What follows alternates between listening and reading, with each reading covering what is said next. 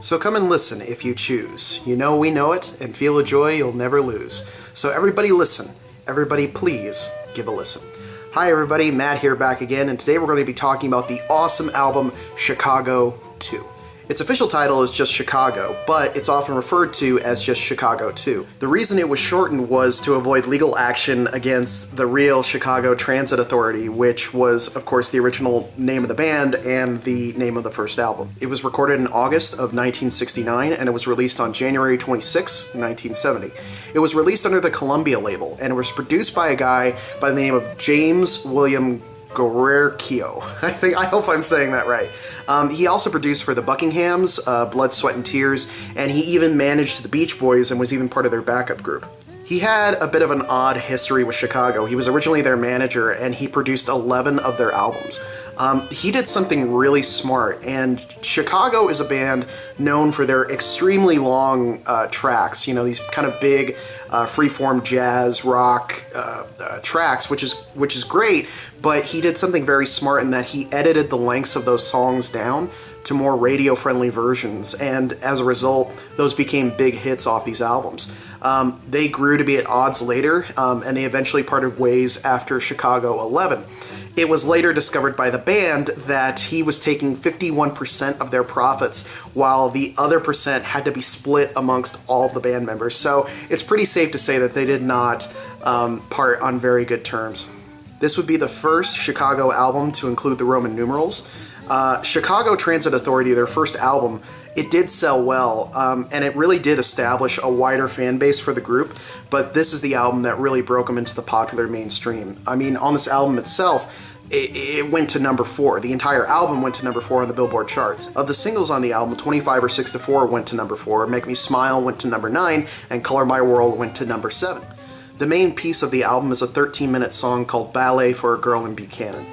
Also featured on the album are 2 more extended sets, Memories of Love and It Better End Soon. Peter Cetera contributes his first song for the band with Where Do We Go From Here? Columbia was all about their quadraphonic 4-channel sound, and Chicago was the perfect band to showcase this. On the quad mix, you get to hear more guitar on 25 or 6 to 4 and different vocals on Wake Up Sunshine. And in 2003, Rhino released a special DVD audio edition of the album that was designed specifically for people that have the big, awesome home stereo systems. And Rhino did another big reissue of the album based on the original multi-track tapes that was released back in 2017. Now, personally, I'm not a big fan of Chicago, but even I have to admit that this particular album is absolutely fantastic. It's tight, and it has, again, that great room-filling sound to it. You really do get the full breadth of every instrument that's featured in the band, and Chicago has a lot of it. 25 or 6 to 4 to me is just a standout track. It's just what always comes to mind when I think of Chicago. And I get a very end melody of Abbey Road type feeling from the whole thing. You can kind of hear those little bits where it sounds a little bit like, you know, She Came In Through the Bathroom Window, or any of those little bits at the end of Abbey Road. And it seems like Chicago took that and we're like, okay, we're going to go in that direction. And they do it extremely well on this particular piece, you know.